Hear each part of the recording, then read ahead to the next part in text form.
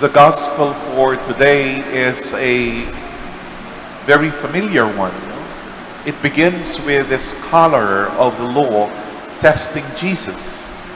The scholar asks Jesus what he needs to do to inherit eternal life.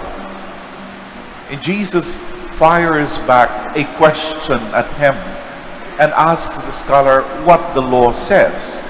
And the man replied correctly, "You should love God wholeheartedly and also love your neighbor." Jesus agreed that he replied correctly. The scholar, however, is not satisfied with his answer.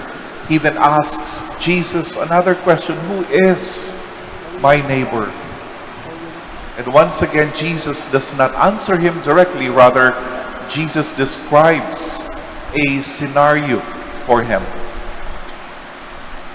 Jesus brings about an unexpected reversal in the traditional concept of neighbor.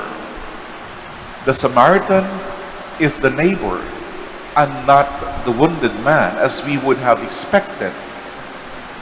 This means that we must not wait till our neighbor appears along our way, perhaps quite dramatically. It belongs to us as neighbors to be ready to notice him or her, to find him or her. We are all called to be the neighbor. The problem of the doctor of the law is reversed. From an abstract and an academic problem, it becomes a very concrete and living problem.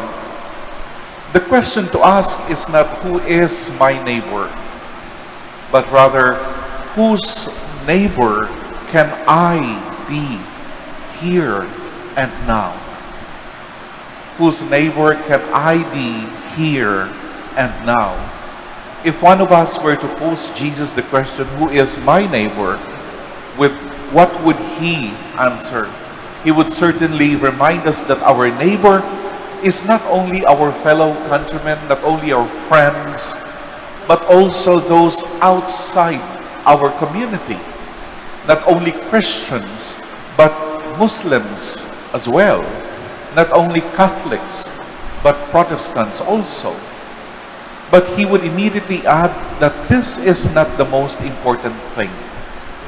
The most important thing is not to know who my neighbor is, but to see whose neighbor I can be here and now, for whom I can be the good Samaritan.